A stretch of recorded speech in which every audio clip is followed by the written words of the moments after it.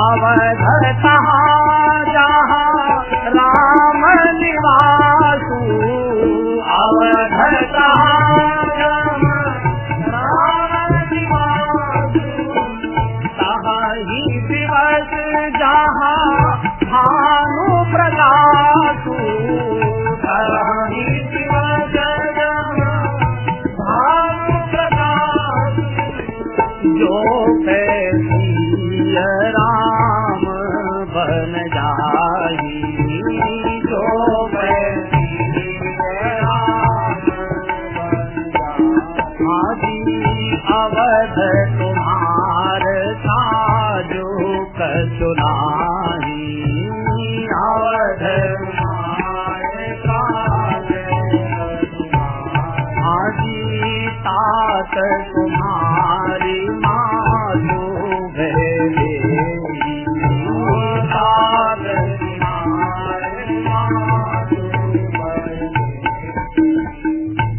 देह वाली माँ ने वैदेही का दर्शन करा। मैं तो देह वाली माँ हूँ बेटा, नकली माँ हूँ, केवल गर्भ धारण करने के लिए थी। तेरी माँ तो वैदेही है, जिसका कभी अंत ही नहीं होता, जो कभी मरती ही नहीं है, जो चिरंजीवी है, जन्म जन्मांतर तक की जो माँ है।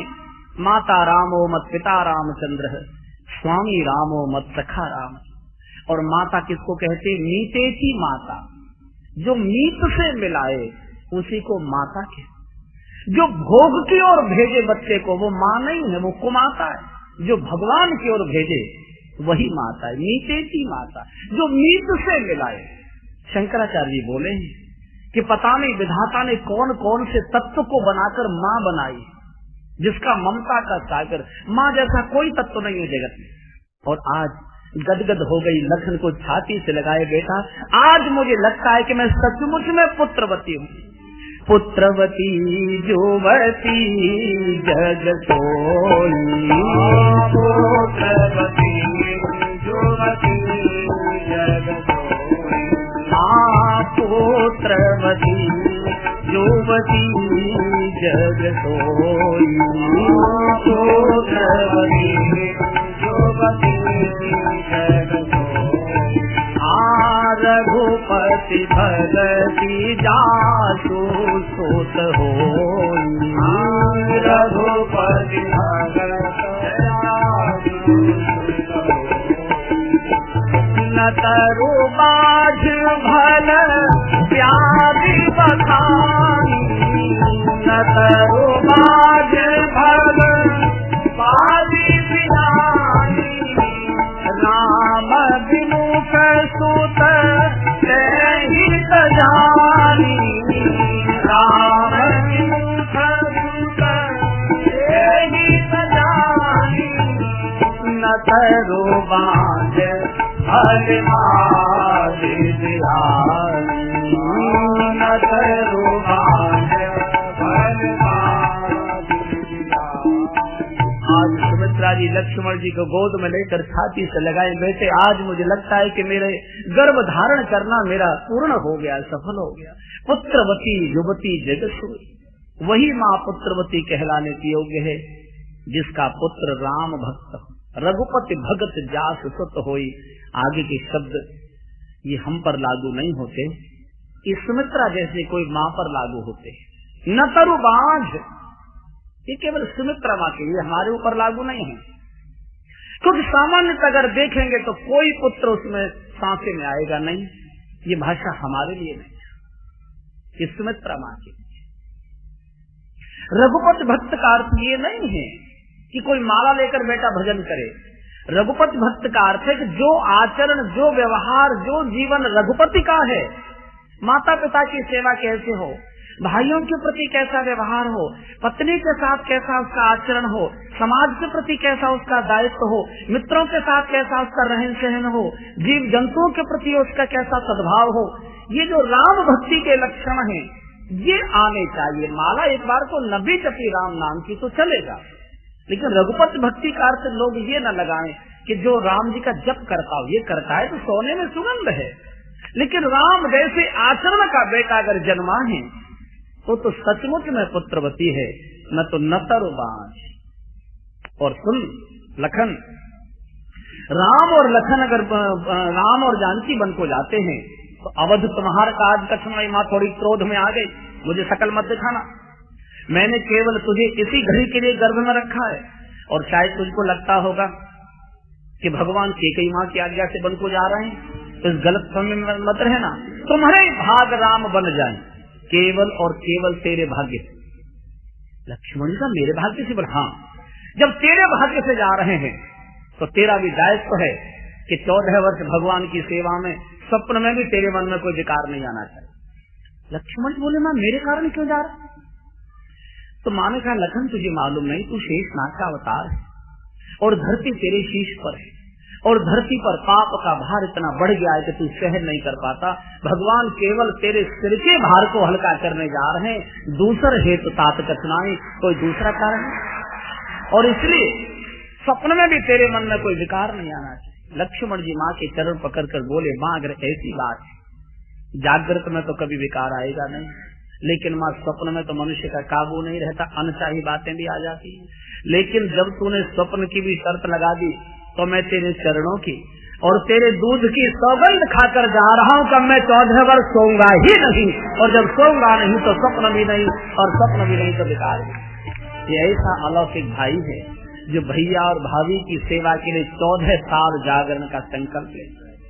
यहाँ से माँ ने आशीर्वाद दिया, जाओ बेटा, आज मेरा गर्भ सफल हो गया। मार्ग में उर्मिला जी आरती करती, आज मेरा सुहाग पूर्ण हो गया, मेरा सुहाग आज धन्य धन्य हो गया कि मेरे पति को प्रभु के चरणों की सेवा का सौभाग्य मिला है। पत्नी वही है जो पति को राम धारा में बहाए, पत्नी वो नहीं है जो पति को काम धारा में बहाए। पत्नी वही है जो पति को पतन से बचाती है, उसी को पत्नी का। जो राम की ओर चलेगा वो पतित नहीं हो सकता, जो काम की ओर जाएगा, जो भोग की ओर जाएगा। पत्नी वही है जो पति को पतन से बचाती है, राम धारा की ओर बढ़ाकर ले जाती है। उर्मिला वही धारा है, जाओ राम जी की ओर। और 14 साल तक ये महिला आरती का दीपक बुझने नहीं देती है। मेरे सुहाग का सौभाग्य की प्रभु चरणों की सेवा। तीनों आए हैं, दशरथ जी मूर्छित पड़े, प्रभु ने प्रणाम किया, कुछ बोले। लक्ष्मण जी ने जब प्रणाम किया है तो ऐसे देखा, लखन तू भी फूट पड़े। लक्ष्मण जैसा दुलारा वन में जाएगा, बोले कुछ नहीं, पीताम्बर से मुख छुपा लिया, सिर धरती पर डाल दिया, हिलकी भर भर कर रोने लगे। आज दशरथ कुछ बोलने लायक नहीं, इतने विभ्रम हो गए रोते रोते। जानकी जी ने जब प्रणाम किया तो दशरथ जी ने जानकी जी को गले में लगा लिया, अंक में ले ले, बेटी इन दोनों को जाने दे, कम से कम तू तो प्रहार मेरे ऊपर न कर। तू तो भक्ति की प्रतीक है, शांति की प्रतीक है, तू तो जगत को शांति देती है, भक्ति देती है, शीतलता देती है, कम से कम तू तो मेरे इस जलते हुए जीवन को शीतल लेप कर दे। तू इतना बड़ा बेटी प्रहार मत कर। मैं कैसे जनक जी को मुख दिखाऊंगा? मैं कह कर लाया था तुम्हारी बेटिया को पलकों पर रखेंगे हम, मेरी बेटी धरती पर चलेगी, धरती पर सोएगी, मुझे कम से कम जनक जी के सामने मुख दिखाने लायक छोड़ दे। बेटी तू कुछ मत करना, तेरा जहां मन लगे। पितृग्रह कबहु कबहु ससुरारी, मैं नहीं कहता तू हमेशा, तेरा जहां मन लगे। पितृग्रह कबहु कबहु ससुरारी, रहो जहां रुचि होए तुम्हारी, जहां तुम्हारा मन। रोते रोते भी दशरथ जी ने माताओं के लिए बहुत सुंदर संदेश दे दिया। विवाहित नारी को केवल 2 जगह ही जाना चाहिए, या तो पीहर माँ के यहाँ या केवल ससुराल। तीसरी जगह केवल किसी कार्यवश जाना हो तो रहना नहीं चाहिए, अच्छा नहीं माना जाता। पितृग्रह कबहु कबहु ससुरारी, होए रुचि, रहो जहाँ तुम्हारी जहाँ रुचि करे। लेकिन रघुवंश की पुत्र वधू ससुर की बात की जवाब नहीं देती। बोल सकती थी, लेकिन रघुवंश की ये मर्यादा की पुत्र वधू है, रघुकुल की पुत्र वधू है, मौन हो गई, शीश झुकाया। दशरथ जी को मूर्छित करके जब तीनों चले हैं राजभवन के बाहर, सारे अयोध्या के नागरिक खड़े, और जैसे भगवान आगे चले सब पीछे पीछे। हरे रामा रामा रामा हरे हरे, हरे रामा राम हरे हरे, हरे कृष्णा हरे कृष्णा हरे हरे हरे कृष्णा। ये महामंत्र है, आप नाश करता है। हरे रामा रामा रामा हरे हरे हरे रामा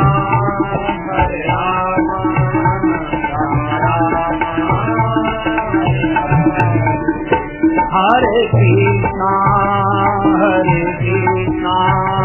कृष्णा कृष्णा हरे हरे कृष्णा कृष्णा हरे रामा रामा रामा हरे हरे हरे रामा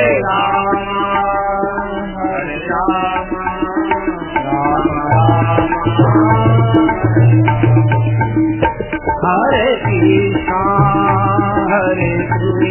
कृष्णा कृष्णा हरे हरे हरे हरे रामा रामा रामा हरे हरे हरे रामा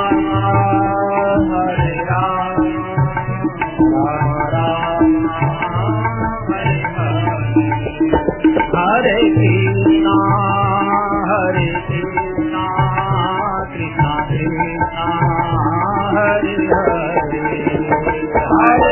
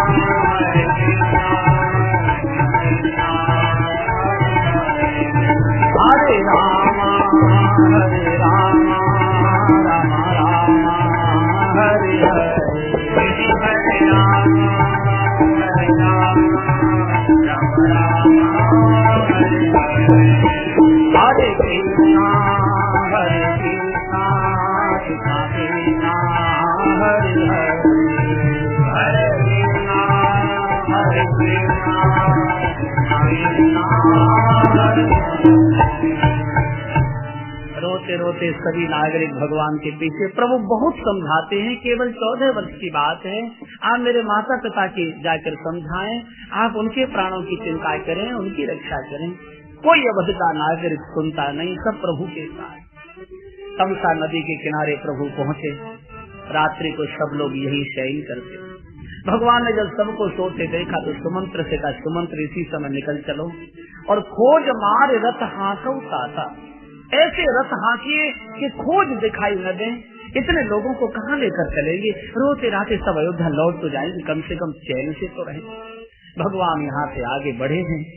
अयोध्या के नागरिक प्रातः काल जागे, न रथ देखा न प्रभु देखे। हाहाकार, इधर दौड़ते उधर दौड़ते, इधर ढूंढे उधर ढूंढे, प्रभु जब नहीं मिले। अयोध्या के बुजुर्गों ने समझाया, देखो भाई, भगवान अगर आपको साथ लेकर जाना चाहते थे तो चुप क्यों निकल कर गए? इसका अर्थ है कि प्रभु आपको साथ लेकर नहीं जाना चाहते थे, और जिस काम को भगवान नहीं चाहते उसको हम क्यों जिद करें? अभी हमारे इतने तप और पुण्य नहीं है कि प्रभु का सानिध्य हमको मिले, चलो तप करेंगे। रोते रोते नागरिक श्री अवध लौट कर आते हैं। लागत अवध भयावन भारी, बिल्कुल भयानक। घर मसान जन परिजन भूता, घर जैसे शमशान जैसा लगता है, परिवारी जन भूत प्रेत जैसे दिखाई देते हैं। भयानक अयोध्या, कोई दीपक नहीं जलाता। जहाँ जो बैठा प्रभु नाम का स्मरण करता है, और इतना कठोर जीवन जिया है कि 14 वर्ष के इस कालखंड में दशरथ जी के अलावा किसी की मौत नहीं हुई अयोध्या। लोगों ने प्राणों को रोक लिया, जब तक प्रभु दर्शन नहीं कर लेंगे शरीर नहीं छोड़ेंगे। और इतना संयम का जीवन जिया है कि 14 साल के कालखंड में अयोध्या में किसी बच्चे का जन्म नहीं। किसी ने गोस्वामी जी से पूछा, महाराज आप तो कहते थे भगवान प्रेम के पुजारी हैं, लेकिन भगवान अयोध्या के नागरिकों के प्रेम को निष्ठुरता से ठुकरा कर चले गए, ऐसा क्यों किया? गोस्वामी का, देखो भैया, भगवान तो प्रेम के ही पुजारी हैं, लेकिन अवध के नागरिकों से जो भूल हो गई थी, क्या हो गई थी? बोले अयोध्या के नागरिकों ने अयोध्या को तो छोड़ा, घर परिवार को तो छोड़ा, सुख संपदा को तो छोड़ा, लेकिन नींद नहीं छोड़ पाए, सो गए। और जो सोवत है सो खोवत है, जो जागत है सो पावत। भगवान की यात्रा तो जागृति में, सो गए तो गए, जागृति चाहिए। और हम दो में ही डूबे हैं, मोह निशा सब शोभन हारा। या तो भोग में मोह की निशा में डूबे सो रहे हैं, या निंदा में डूबे हुए। भक्ति में दो ही बाधक है, निंदा और निद्रा। कबीरदास जी ने कहा है ना, सुखिया सब संसार है, खावे और सोवे, दुखिया दास कबीर है, जागे और रो। रोना कब आता है? जब जीवन में जागृति आती है। जब जीवन में जागृति आती है तब होश आता है। सारी उम्र व्यर्थ में चली गई, सार्थक का चिंतन नहीं किया, व्यर्थ को ढोते चले गए, तब जीवन में रोना शुरू होता है कि हाय रे कहाँ गंवा दी सारी की सारी उम्र, तब रोता है।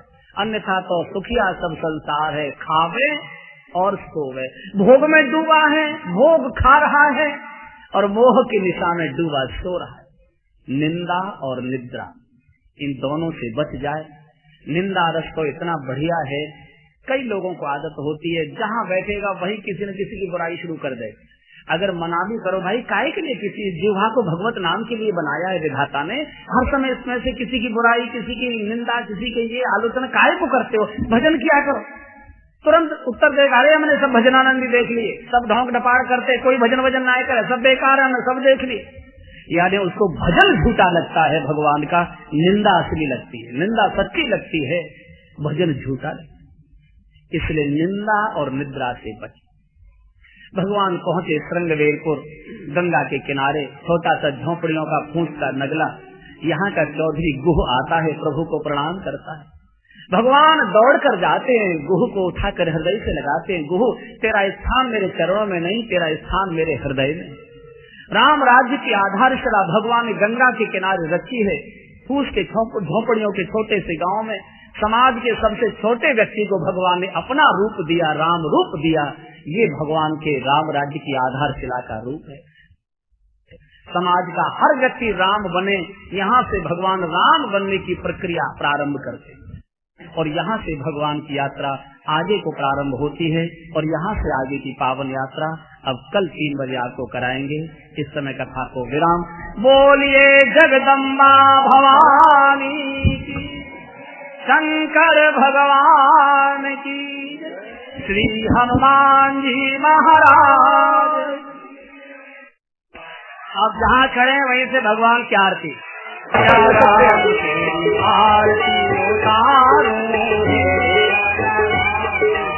आरती उतारो, आरती उतारू मैं तो तरवारू, आरती उतारू मैं तो तरवारू।